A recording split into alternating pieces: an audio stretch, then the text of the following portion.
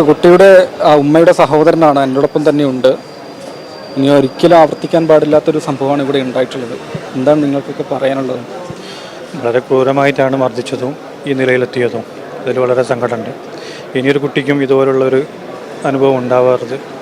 അതിനുവേണ്ടി പോലീസായാലും എല്ലാ നിയമസഹായങ്ങളും ഞങ്ങൾ കൂടെ ഉണ്ടാവണം എന്നാണ് പറയാനുള്ളത്. ഇവിടെ മുൻപും പ്രശ്നങ്ങളുണ്ടായി എന്ന് എല്ലാവരും തന്നെ പറയുന്നുണ്ടല്ലോ, വിദ്യാർത്ഥികൾ തുടർച്ചയായി അടിപിടി കൂടുന്നു. ഇതിനു മുമ്പ് 1-2 പ്രാവശ്യം പല പ്രശ്നങ്ങളുണ്ടായിരുന്നു. അത് അവർ പരിഹരിച്ചു എന്ന് പറയുന്നുണ്ട്. നമുക്ക് ഇപ്പോഴാണ് അതൊക്കെ അറിയുന്നത്. ഇത് വളരെ ക്രൂരമായിപ്പോയി. ഇത് നെഞ്ചക്ക് പോലെയുള്ള മാരകായുധങ്ങൾ ഉപയോഗിച്ചിട്ട് മനഃപൂർവ്വം പ്ലാൻ ചെയ്തിട്ടുള്ളൊരു പരിപാടിയാണ്. ഇവർ ഇതിനു വേണ്ടി ഒരു വാട്സപ്പ് ഗ്രൂപ്പ് വരെ ഉണ്ടാക്കിയിട്ടുണ്ടെന്നാണ് നമുക്ക് അറിയാൻ കഴിഞ്ഞത്. ഷഹബാസ് പഠിക്കുന്ന സ്കൂളിലെ കുട്ടികൾ വാട്സപ്പ് ഗ്രൂപ്പ് ഉണ്ടാക്കിയിട്ടുണ്ട്. പരസ്പരം അങ്ങോട്ടും ഇങ്ങോട്ടും വെല്ലുവിളിയെല്ലാം നടത്തിയിട്ടുണ്ട്. ഇൻസ്റ്റാഗ്രാം വഴിയുള്ള പോർവിളിയൊക്കെ അങ്ങനെയും പറയുന്നുണ്ട്. 2 സ്കൂൾ ടീമുകളും ചെയ്തിരുന്നിട്ട് കുട്ടികൾ വാട്സപ്പ് ഗ്രൂപ്പുകളൊക്കെ ഉണ്ടാക്കി. പക്ഷേ ഇവൻ ഇതിൽ അകപ്പെട്ടു പോയതാണ്. കാരണം ഈ ഗ്രൂപ്പ് ഉണ്ടാക്കിയത് ഈ MJ സ്കൂളിൽ പഠിക്കുന്ന കുട്ടികൾ പിന്നെ ഈ ഗ്രൂപ്പ് ഉണ്ടാക്കിയിട്ടുണ്ട്. പക്ഷേ ഈ ട്യൂഷൻ സെൻ്ററിൽ പഠിക്കുന്നുണ്ട്.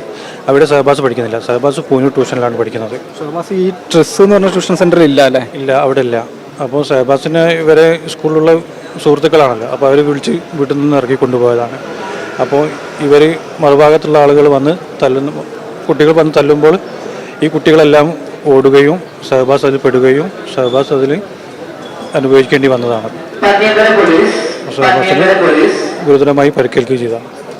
സമയത്ത് വീട്ടിലൊക്കെ ഉണ്ടായിരുന്നോ? സമയത്ത് നിങ്ങൾ വീട്ടിലുണ്ടായിരുന്നോ? ആ സമയത്ത് വീട്ടിലില്ല, ഞാൻ പുറത്തായിരുന്നു. ഞാൻ ഇപ്പോൾ ഇന്നലെ രാത്രി എത്തിയതാണ്. അറിഞ്ഞിട്ട് ഈ വിവരം അവർ ഉപ്പയും ഉമ്മയും ഒക്കെ വിളിച്ചു പറഞ്ഞതിന് ശേഷം ആ സമയവും ഇങ്ങോട്ട് പോരാൻ വേണ്ടി നോക്കി ഇന്നലെ രാത്രി ഇവിടെ എത്തി. ആ സ്കൂളിൽ തന്നെ പഠിച്ച ആളൊക്കെയാണോ? ഞാൻ നേരത്തെ ഒരുപാട് സ്കൂളിൽ പഠിച്ചതാണ്. 10ാം ക്ലാസ് വരെ അവിടെ പഠിച്ചിട്ടുണ്ട്.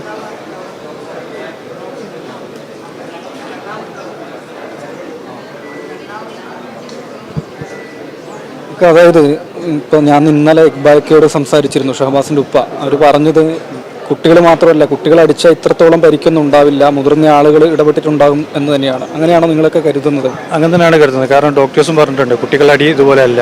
ഇപ്പോൾ വലിയ ആളുകളും വലിയ മാരകമായുള്ള ആയുധങ്ങളും ഉപയോഗിച്ചുകൊണ്ടുള്ളൊരു മർദ്ദനമാണ് ഉണ്ടായതെന്നും ഡോക്ടേഴ്സും പറഞ്ഞിട്ടുണ്ട്. അത് കാണുന്ന റിപ്പോർട്ടിലൊക്കെ കാണാൻ കഴിയും.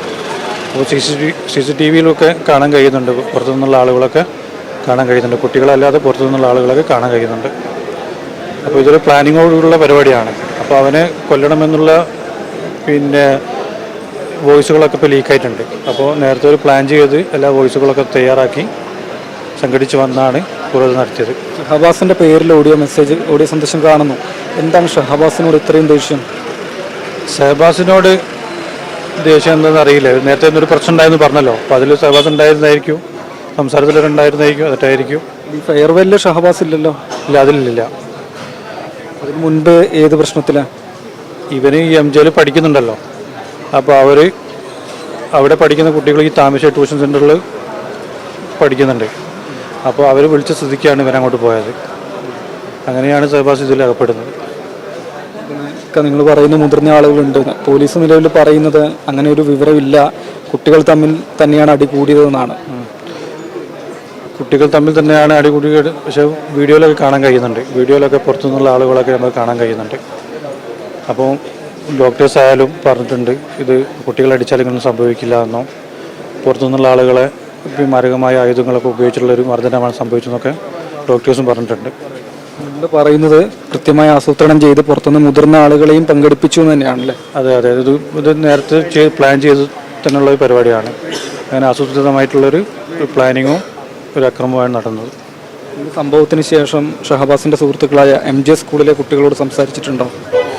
അവരെ ഒന്നും സംസാരം കഴിഞ്ഞില്ല. ഞാൻ ഇന്നലെ വന്നു, ഫുൾ ടൈം ഇവിടെ തന്നെയാണ്.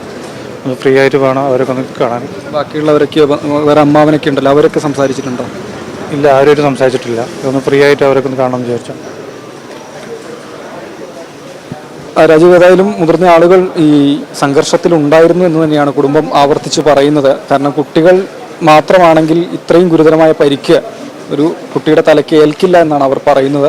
പക്ഷെ നിലവിൽ പോലീസ് നമുക്ക് നൽകുന്ന വിവരപ്രകാരം മുതിർന്ന ആളുകൾ ഇതിൻ്റെ ഭാഗമല്ല, അങ്ങനെ തെളിവുകൾ ലഭ്യമായിട്ടില്ല എന്നതാണ്. CCTV അടക്കം പരിശോധിച്ചു, അതിൽ നിന്ന് അത്തരത്തിലുള്ള വിവരങ്ങൾ കിട്ടിയിട്ടില്ല എന്നതാണ്. ഇതിൽ തന്നെയും ഇവർ അങ്ങോട്ടേക്ക് വന്നു, നഞ്ചക്കടക്കം കയ്യിൽ കരുതിയാണ് വന്നിരുന്നത്, അതിലൊക്കെ സഹായം കിട്ടിയിരുന്നോ തുടങ്ങിയ കാര്യങ്ങൾ പരിശോധിക്കുന്നു എന്നാണ് പോലീസ് വ്യക്തമാക്കുന്നത്.